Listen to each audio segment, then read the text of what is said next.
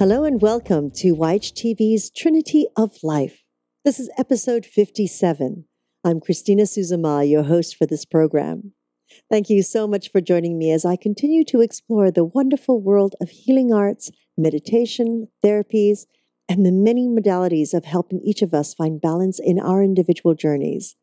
We are always excited to meet those who are on the leading edge of creating change on this planet. Today we will be speaking about aquacranial therapy. What is it and its benefits? Now, at any time during this presentation, you can feel free to ask a question or make a comment by scrolling down on your screen and typing it into the comment box. And we will be sure to get that question over to our guests so that they may answer it at any time. Today, I am very honored to have with us a woman who has focused many years of her life on supporting communities, individuals, and especially pregnant mothers and autistic children with aquacranial therapy. Her name is Lynette Knox. Hello, Lynette. Hi, Christina. Well, welcome to our show. Well, thank you. Just to let our audience know, Lynette is such a trooper. She jumped in last minute because one of her mentors had an emergency come into place. So we are so grateful to you, Lynette. Rebecca Goff, who was to be our speaker today, has spoken so highly of you and your work and the work that you have done together through all these years. Well, she's my great teacher. So, Lynette, can you give us a little bit about your personal background and history? Well, I started Reiki probably a little over 25 years ago, and I'd done everything from Zen therapy to other healing modalities throughout the years. And then when I gave birth to my son 20 years ago, I wanted to be able to work with him with different healing modalities. Then I met Rebecca Goff about 17 years ago, and she started doing this work called aquacranial therapy. And it interested me so much. For one thing, working in the water would also help me release anything that I picked up from clients. But it amplified the energy from my hands, the body's releasing by relaxing in the ocean. It's hard to explain. I could connect much easier with people's bodies in the water than I could on a table. So you come from a background of the Reiki and the Zen therapy. What is Zen therapy? If you could give our audience a little bit of an idea of the Reiki and the Zen therapy so that they know what that background is, that would be wonderful. Okay. Well, Reiki is a healing modality where you're not touching the person. You're just sending energy from your hands and, working within a few inches of the body, or you can also do it long distance. Whereas Zen therapy was kind of the opposite extreme. It's similar to like a Rolfing or a Feldenkrais, where it's real deep work and, helping the body to release its muscle and tissue by going very deep. And then aquacranial therapy is actually light touch, where you're getting the cerebrospinal fluid to move, the lymphatic fluid. You help releasing the fascia and the bones, helping them decompress. And it's really great at assisting. You're basically assisting somebody else in their own healing. Their body actually, you're just kind of giving them the tool and the kind of, how do I explain it? Sorry, well, Christina. It's almost amplifying their own healing process. Yes, it is. Yes. Like guiding it's it. Just guiding it. Yes. Yeah. Well, they so do say. Pardon me? Oh, I was saying all I am is a vehicle, and I just let it flow through me, and then they take it and go from there. Yes, isn't that magnificent? And I agree with you. Also, coming from the background of healing arts, it's an amazing process of just the guidance, because they do say that all of us, I mean, the human body is such a magnificent. We are all such magnificent beings, and just through culture, society, and through the decades, we've sort of lost that empowerment, haven't we? Yeah, we have. And that's one of the things I really loved about the aquacranial therapy. Rebecca Goff, the training that she does, she actually has people, they have to go to Tonga, to Bimini, and Hawaii to turn around and experience the energies from the whales and dolphins from the east and the west, the Atlantic and the Pacific, the whales from the north and the south, which is, southern hemisphere and northern hemisphere. And so that you can bring all of the energetics together and work on the person in the ocean anywhere in the world. That's magnificent. Ah, well, I will speak of my experience a little later. So now you started Reiki almost 25 years ago. What compelled you to even come into the healing arts? It's I've had a lot of work done on myself throughout the years, but I had experienced a lot of energy that came from my hands probably 35 years ago.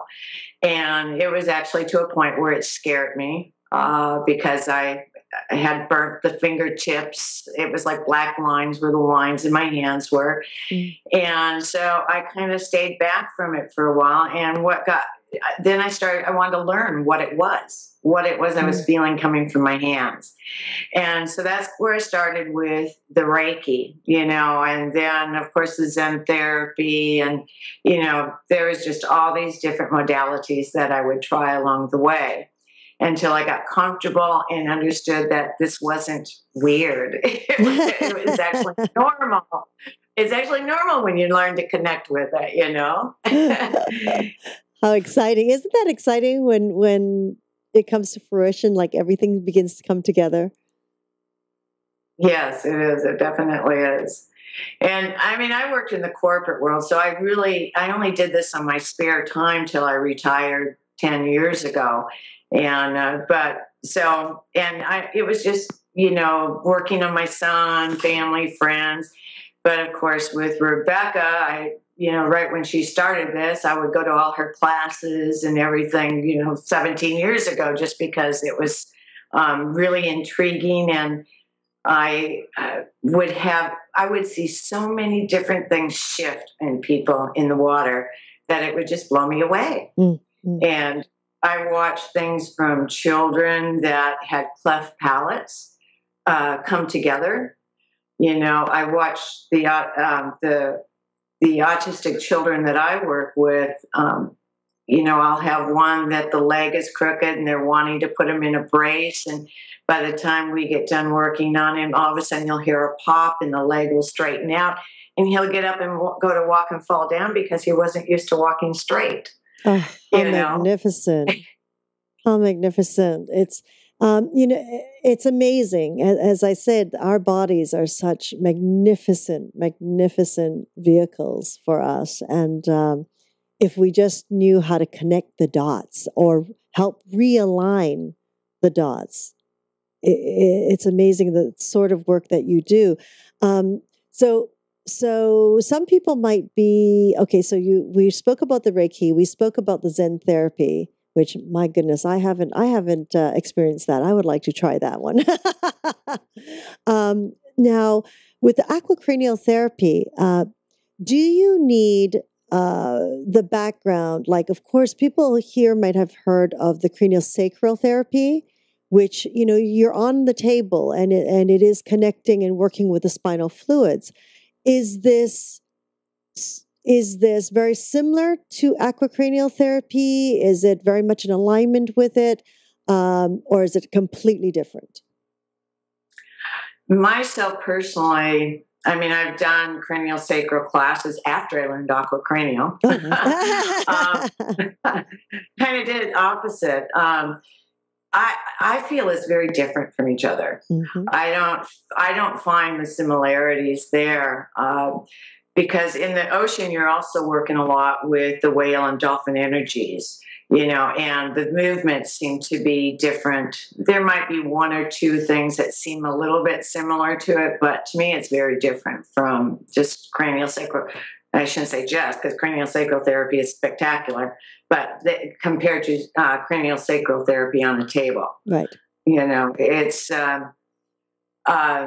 you're able to get into areas easier in the ocean. You don't have the table in the way, and the movements are different. Mm-hmm. Mm-hmm. And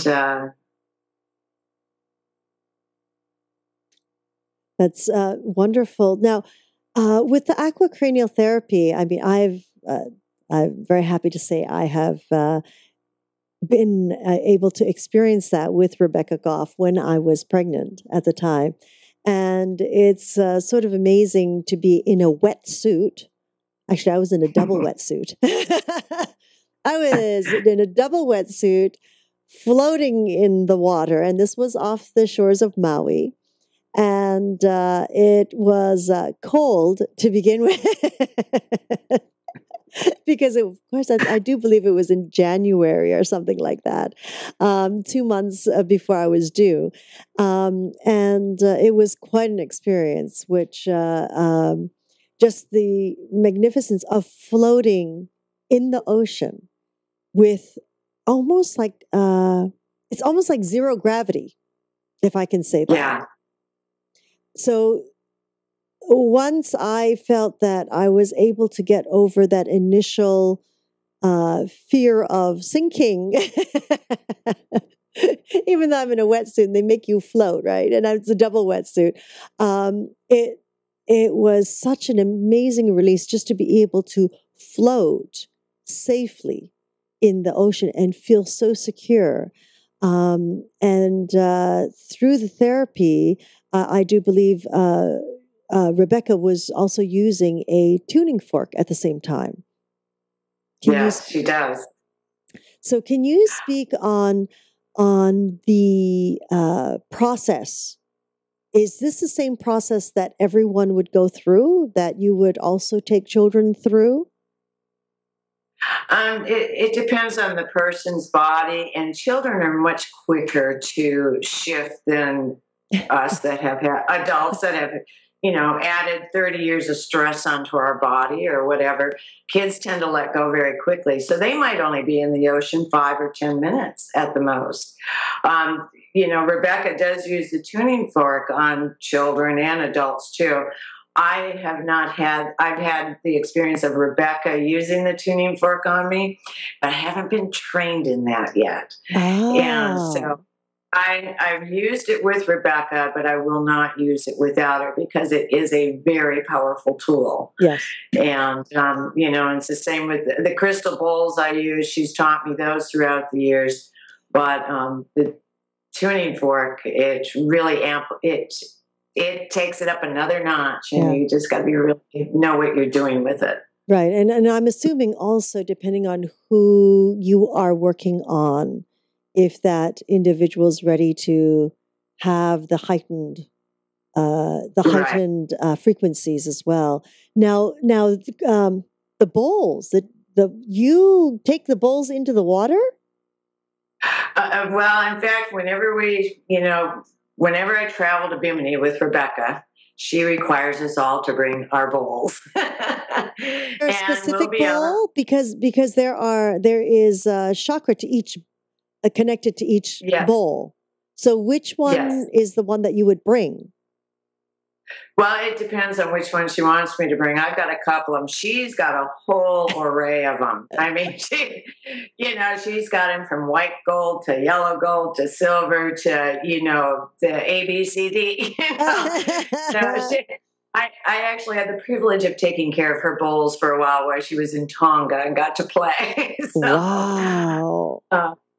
But, we would take the bowls with us and we'd be on the boat. And before or after we would do treatments in the water, we would turn around and might be 4, 5, or 6 of us, and we'd all take our turns with our own bowls over certain parts of the body. I see. And so these are not large bowls.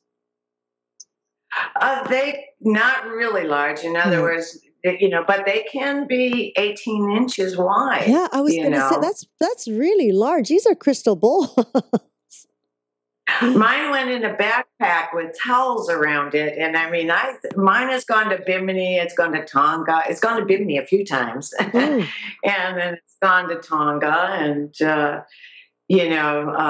she will let everybody know, when to start and finish, and or intuitively follow your own once she knows that you're in tuned enough to know when to stop or continue. And but it's actually really nice. We would do them before sessions, and sometimes we'd do meditations in the water in Bimini, and by the time we get in the water, it's almost as if it was just a magnet for dolphins. Wow.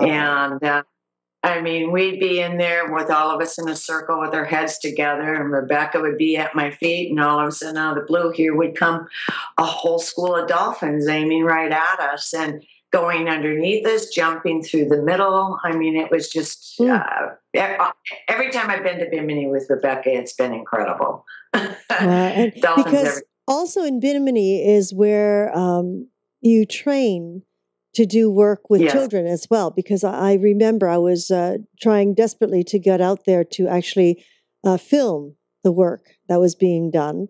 And I know that there are families that go out there to spend time with all of you therapists at the same time to have work done for a whole week on their children, especially children dealing with any kind of issues like autism, cleft palates, and any sort of physical or even physical or what they call mental issues of any sort. Yeah. Now, I work a lot with pregnant moms, but my area is with autism. And of course, I'm on their time. They're not on my time. So I usually take a 4-hour window when I go to the beach. And it's, a child might turn around and allow me to, first meeting them, they may not want me to touch them. Yes. And then it might be for 30 seconds. And, now I have some of the kids that will come up and say, Auntie, touch me. It's really, I had one little boy that asked for a wetsuit for his birthday because he wanted to have one for going down to the beach so that if he happened to run into me, that I could touch him. Oh, wonderful. Yeah, it's pretty amazing to work with these kids because they're really quite brilliant. It's just trying to learn how to communicate with us, and having them have the patience with us, not so much us have the patience with them. Thank you. So we need to really be aware that I don't know if you've ever read this book, but it was called Kinship with All Life, and it had to do with working with animals and how as us, we didn't hear them. It's like the dolphins and the whales. Mm-hmm. They could communicate with us if we just open up and be there, But it's the same way with the autistic kids. It's just we're stuck on one channel, and we kind of got to switch that channel to be able to work with them and understand what their wants and their needs are when they're in the water. So their sessions can maybe be 5 or 10 minutes long, and that's it. Usually at the most, yes. And normally the parents will bring them down for the whole 4 hours because they'll be in and out with me. Oh, I see. Because they might not want to be in there for more than 30 seconds, and then a half hour later they'll come back and let me work on them for 5 minutes. So what I've learned through the years, there are many different levels of autism, and it was very interesting because I was just speaking to a teacher not too long ago, and at one time there was a generation When I was growing up, it was, of course, not called autism at the time. It was called, mentally retardation and etc. I mean, they had all these names. If you were different, that's what it was, right? Right, right. Now it is considered autism, and there are so many levels that we've learned. Now, do you find um, that there is that the work that you do is that the results that you've seen are more significant with any particular level of autism, whether it be with speech or connection or physical disabilities? I've seen it on all the different levels, but what I seem to see the most out of all the kids is I don't know if you've seen programs with autistic children and dolphins. You know how it shifts their awareness and they seem to be much more calm and don't have so much chatter going on, I Mm-hmm. guess. Mm-hmm. When you get in the water with these kids, it's almost like this connection with the dolphins in the ocean. They connect with them immediately. Mm-hmm. And when they come out, they just seem to be in a much more mellower space. It's almost as if somebody turned down the volume a notch. Mm-hmm. You know, I've seen it though with, whether it's physically, having legs turned in, things like that, speaking more clearly. But also, I hear parents say a lot is their child seems to be more happy. Oh, that's lovely. Yeah. Yeah. We all need that. Yeah. Reconnecting with that. Yes. Well, a lot, as they say, we are all made up of energy and we're all made up of different frequencies. And I do remember when I was in the water, it was very strong that I connected to the whale energy. And it was, I'm told, I'm told, because the first experience, I had two sessions with Rebecca.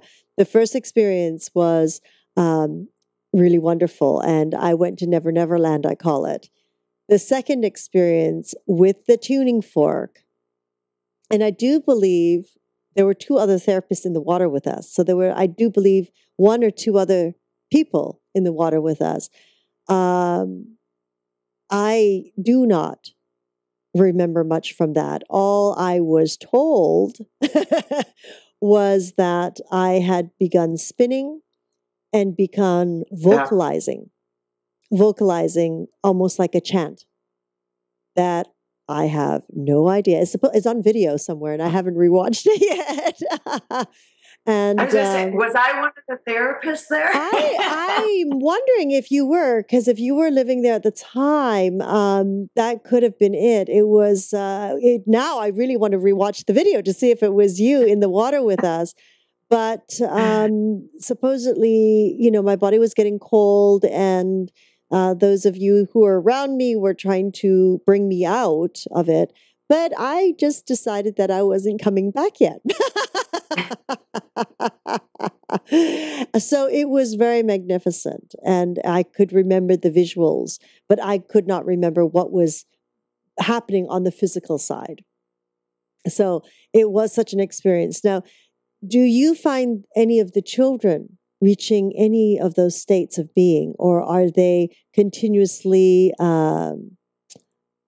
connecting with you on this plane, so to say? Well, I look at children they kind of live in that continuous state all the time. We're just not as aware of it. Mm. But they do. I do see a shift in them when they come out, and yes, I do see children disappear in the water. Going more deep on the inner, and they tend to quiet down. but I don't find that they stay out. Like when you came out of the water, we probably put you down on a blanket and let you rest for a while.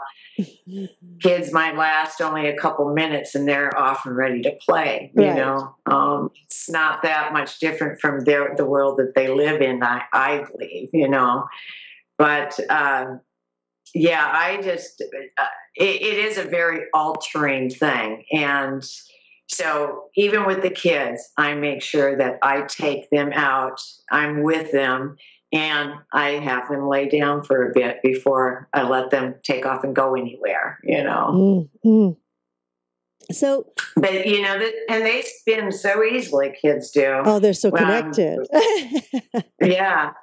And it's fun because, a lot of times, especially pregnant moms too, but, I'd be out there with Rebecca and somebody'd start spinning and we'd have a hard time keeping up, because we're going, holy, what's going on here? And I remember one time in one of the classes that she had done in Bimini, she had told me to go in the water and treat this one woman. Well, she knew what I was in for, but she didn't tell me. She wanted me to get the experience. This woman in particular connected with dolphins. And so, how when you're in the water with the whales, you would spin, for instance, grab a pin, you would spin, clockwise or counterclockwise, as if this is the ocean. Well, when this woman's connecting with a dolphin, you roll. Oh, wow. Now try to work on somebody when they're rolling. Wow. Anyways, it actually ended up being quite fun and a great learning experience. But the work, it does some, adults, children, they're all very different. But every adult is different. And, so you never know what you're going to expect when you're in the water, because anything can happen, we've had dolphins come right up to us while we've been in the water. We've had whales come right up. In Tonga, just showing up right beside us, Oh, my goodness. Oh, my goodness. And you're not really in deep water either. Oh, yes. We do deep water, too. Oh, you do? Okay. So you do the therapy in deep water? Yes, not with the children usually, unless we're going off a boat, But, yes, we do the deep water therapy also, and that tends to be a lot when the whales show up, Oh, I was going to say, it was like, wow, that was pretty shallow water we were in. Maybe the dolphins could make it, but the whales, I don't know. So when Go ahead. Go ahead. The dolphins will definitely come into shore very easily. The whales, it's a little bit harder in that kind of shallow water. Yes. So when you do deep water, are you all wearing wetsuits to keep afloat, or what happens in that situation? Wow.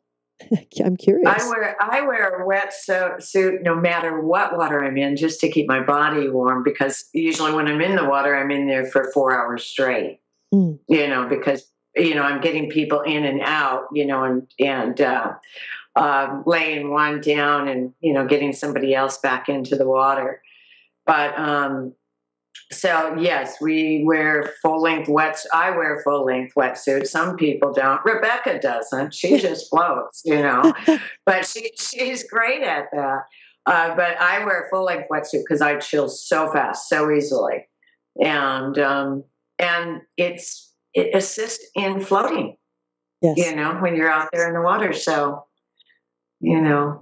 and usually have at least one fin on, just in case. At least one fin? Oh my goodness, I'd feel lopsided. Wow, that would be magnificent in deep water. That is something. Something else that we need to experience here.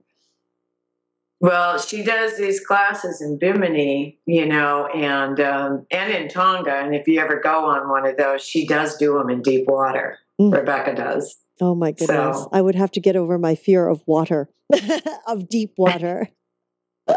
Yeah, but the boat is right there, so you're safe. All right, I'll need the therapy to make me key into that. So have you done this sort of therapy like in a regular swimming pool, for example? Can it be done in a regular swimming pool? Can it be done in a different body of water away from the ocean? Oh yeah, I've done them I prefer not to do them in a pool that's got chlorine in it. I prefer to do it in a pool that's got, saltwater pools. Hmm. And yes, I've done many of them in pools. I've actually done them on the backside of Kauai, in the Kalalau stream. Working on friends when we'd be camping back there. Very cold water, but it worked. And so, yes, streams, as long as you've got, pools that you could stand up in that, are at least 3 feet deep, and, swimming pools, it can be done pretty much anywhere in the world. In fact, I've done it in pools in Wisconsin, so. Well, and of course, in the swimming pools, you don't have the added energetic lines to the dolphins and the whales. Well, go ahead. You can create that. I mean, if you go on the inner and connect, you can create that. It just seems, for me, I mean, Rebecca can connect anywhere. It doesn't matter where it is. For me, though, it's a lot easier for me to connect in the ocean than it is a swimming pool. Mm-hmm. Streams, it's easy for me to connect because the streams go out into the ocean, Right. And, but it's, I still love doing the work in saltwater pools too. If I've got the opportunity and there's not ocean around, because I get just as much out of the therapy as the person that's in the water. Yes, of course. So, it's uplifting to me to spend that time in the water with people. Mm-hmm. How wonderful. Now, so right now you are in Arkansas. That's what we learned before the show started, and possibly going back to Hawaii. So you travel basically all around to Tonga, to Bimini, to Maui, doing this work. Yes. And people travel with you. The people who are needing the therapy, they travel with the core. Like I would go to Bimini to have work done, or I would go to Tonga, or I would go to Maui, for example. I usually, like most of the work I do is in Maui. I go to Bimini and Tonga with Rebecca. And even though, I'm done with, being a her very first certified aquacranial therapist, but I still go. I enjoy it. I learn continuously because, like we said before, modalities are constantly shifting and changing and growing as our awareness continues to shift, change, and grow.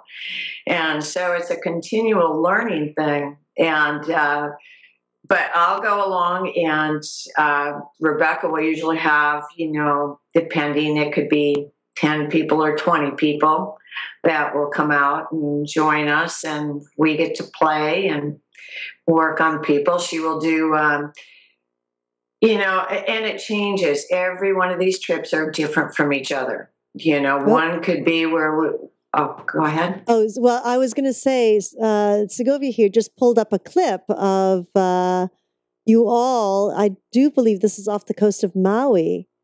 And this is of some dolphins and Rebecca working on someone. So just some clips of you all. Aquacranial dolphins. That's wonderful. Thank you, Segovia.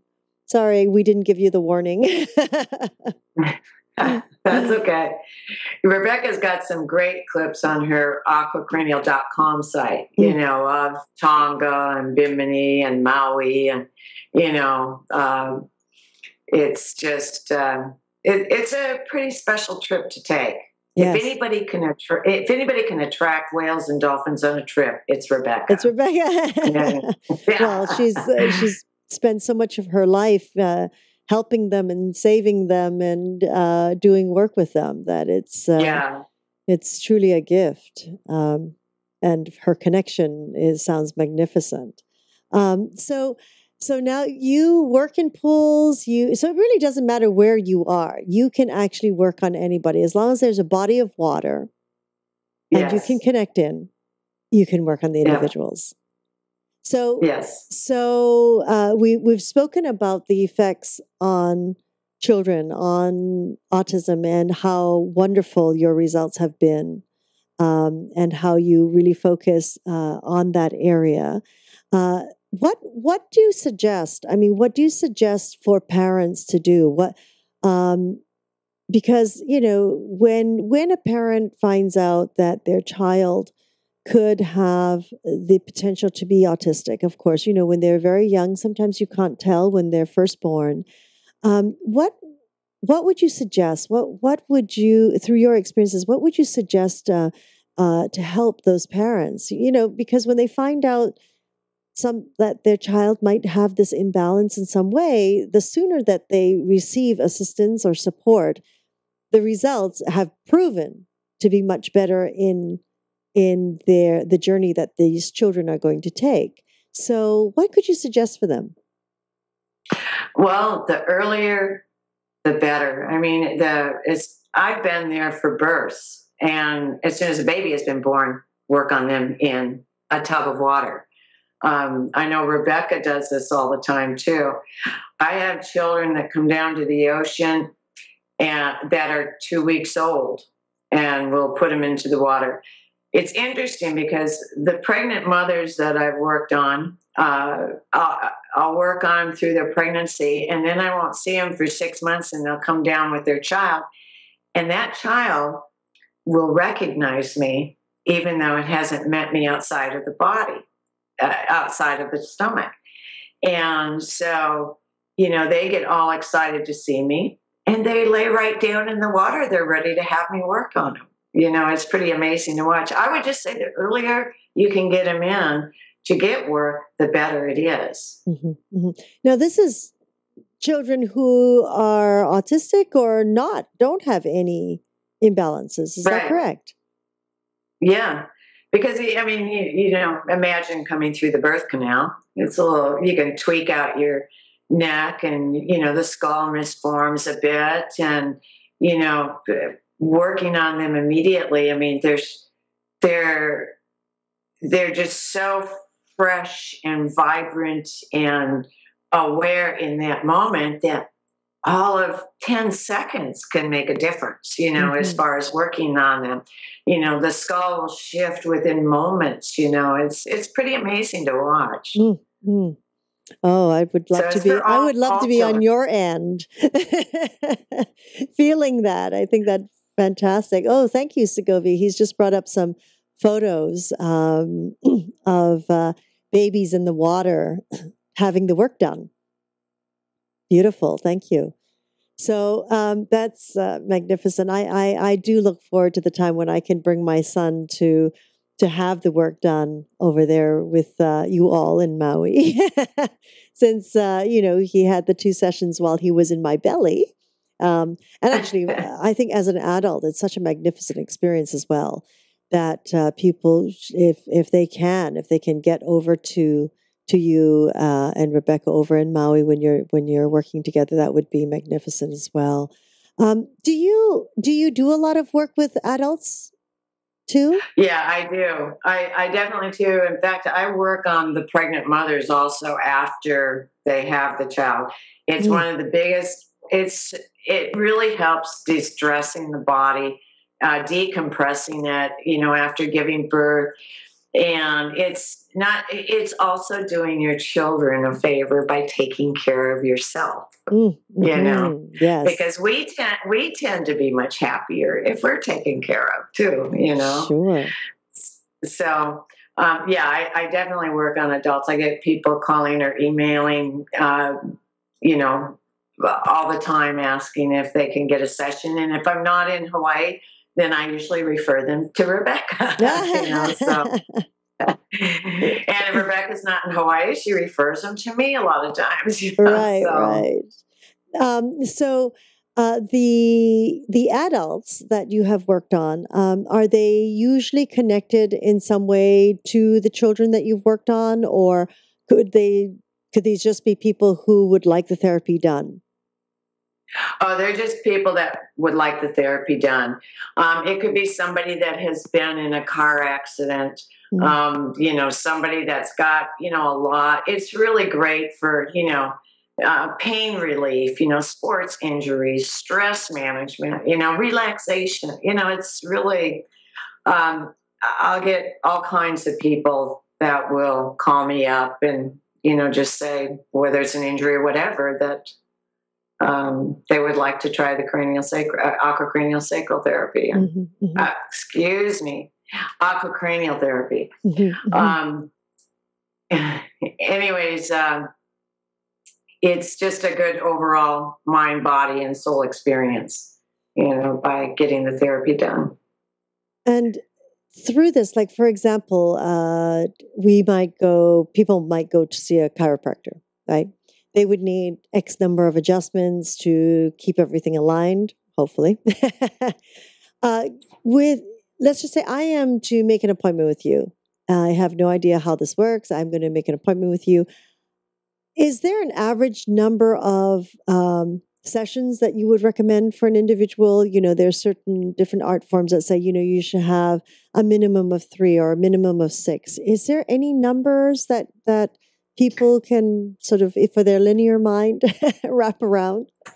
Well, normally I really believe that people should have 3 of them, because each time that you do it, you tend to go deeper and deeper. And depending on what's going on with your body, it's like the child with the cleft palate, she was going probably 6 times, the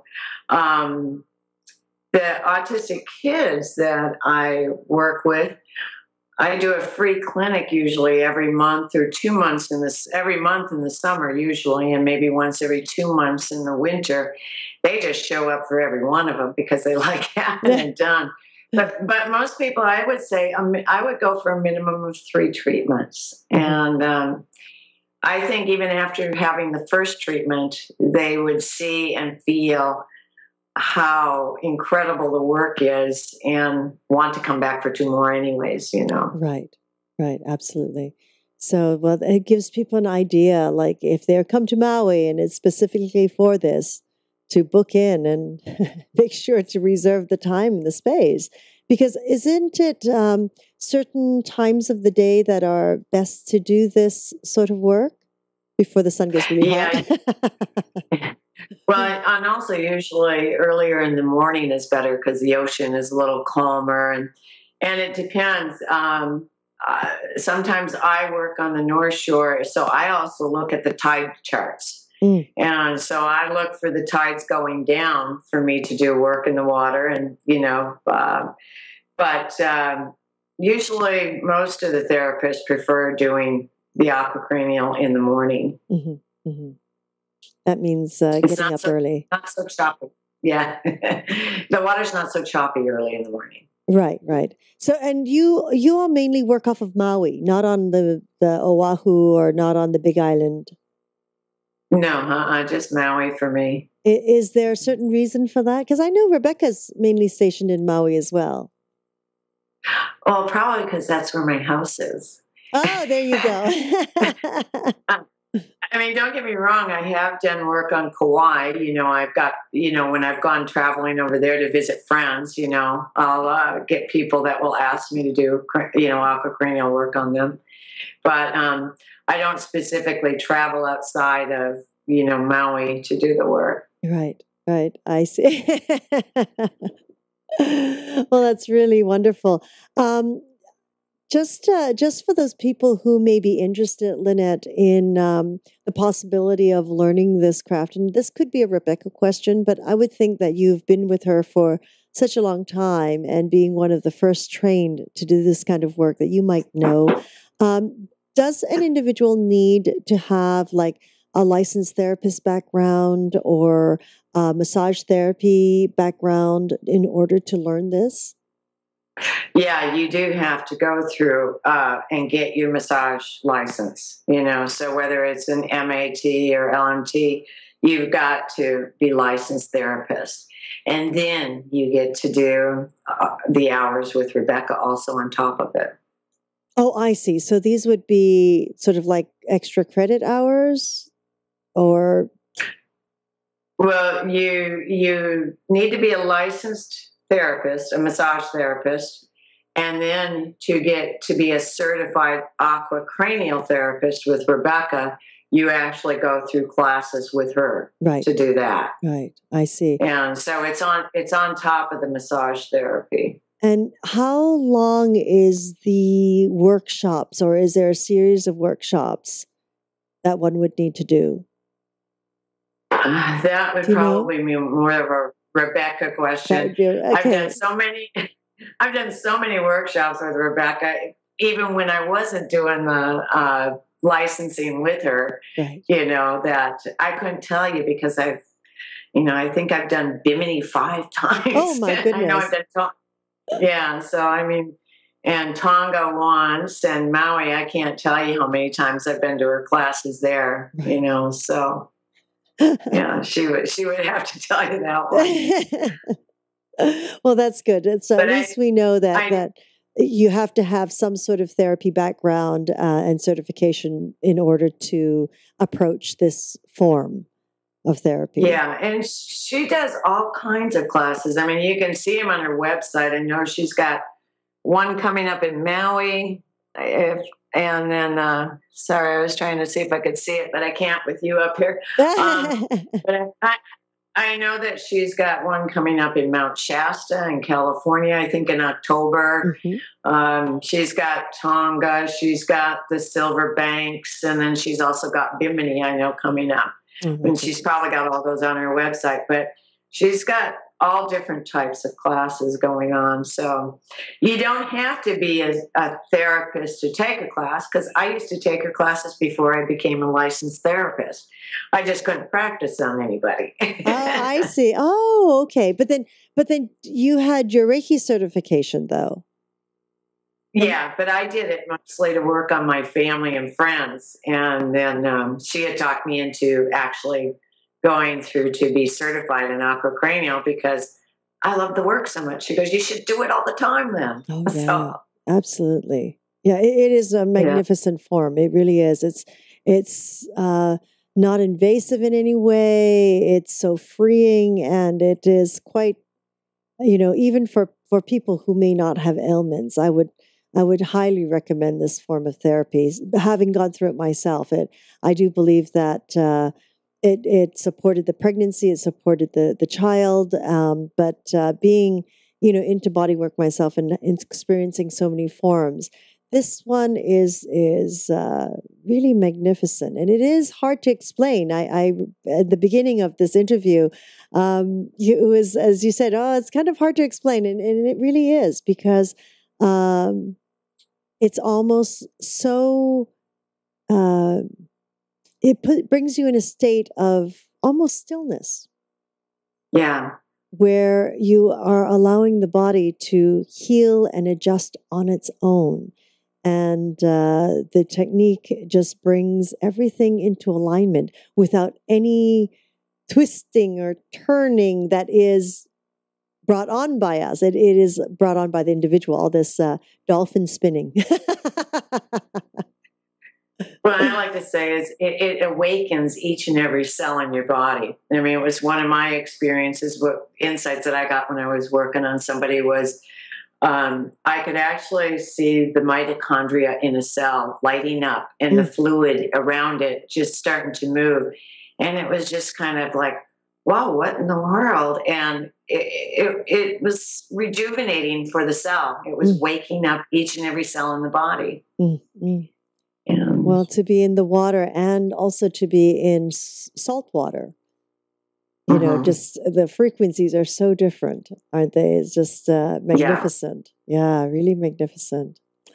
My goodness. It is. So Lynette, we're coming to the top of our hour right now. Is there anything more that we might not have covered, or that you would like to share with our audience to help them understand more?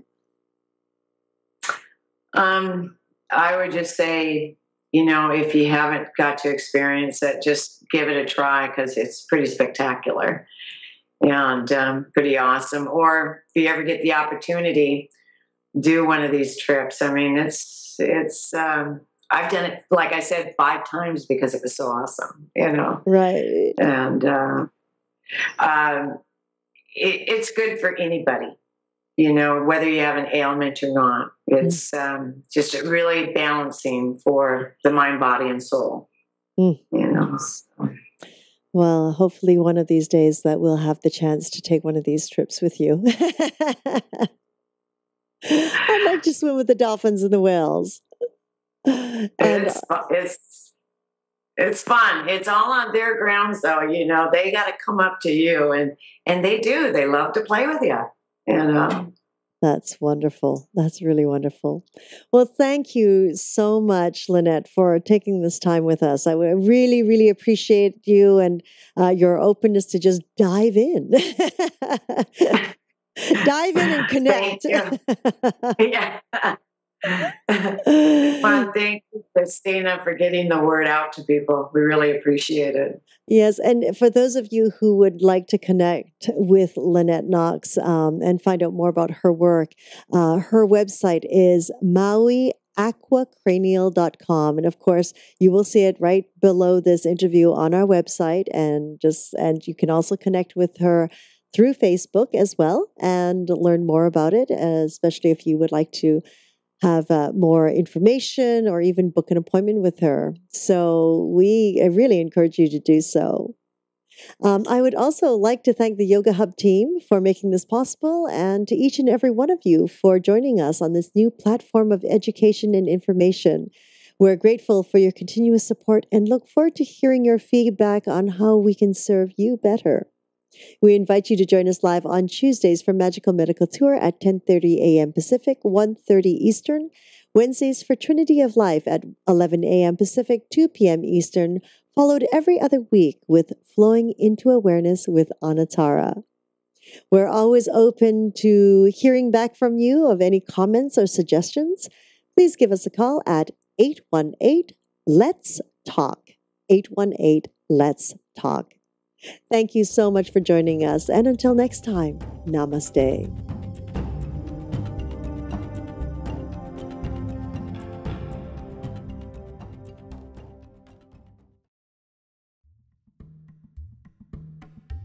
Where do I need to be the most cautious about genetically modified foods?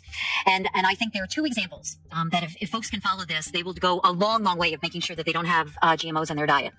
Corn and soy are the 2 most prevalent genetically modified foods in our common food